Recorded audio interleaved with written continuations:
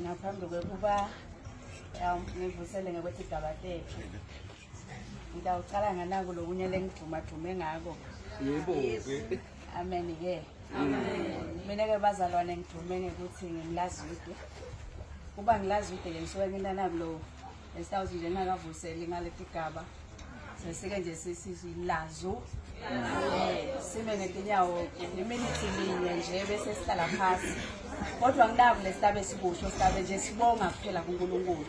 Sibonga kanjena ke sithi ngoba konke thina sikwenzelwa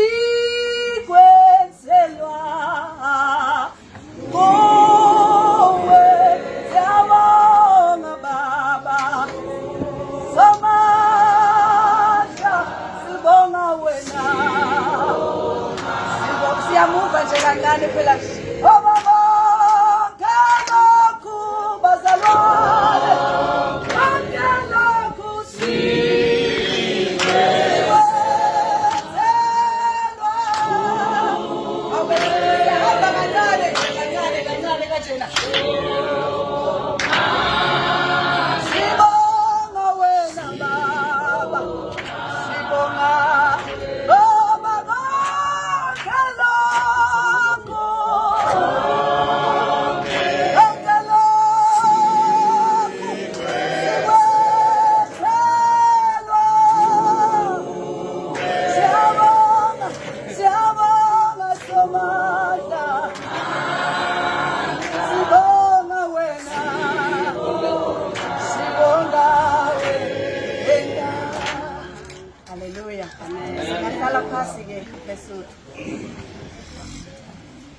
ngicela ke ukuvusela ngalokukhethekile indlungulu yethu ngivusele nelibandla layo lelisebenza nayo indlungulu ngivusele principal wesikolo ngivusele micro project ngivusele kuye Mr.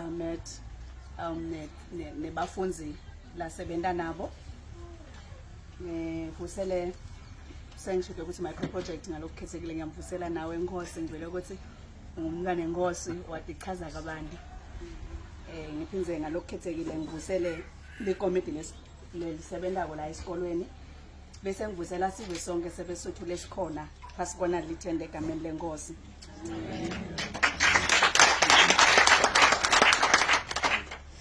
Angeke kube kudze kakhulu nami kwami ukukhuluma kodwa ekhathi enhlitiyweni yami ngithanza kwedlulisa kubonga mphathi ukuthi nje sithole lesito lolichamuka khashane kangaka from America kukhomba ukuthi sinenhlanhla ngimvile lomunye akhuluma la ukuthi ushiye amaphepha lamaningi kakhulu leeticelo kodwa sicelo lesiphumelele sala kithi esiphofaneni emanyovu.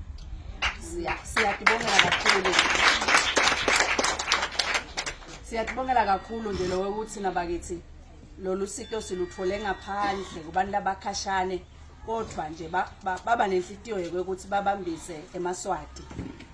Lokho kusho into lenkulu thina njengemalunga eParliament ngiloko lesikubukile kakhulu ngisho na kuye uhulumende wethu ukuthi live leMaswati akube live lelithuthukako.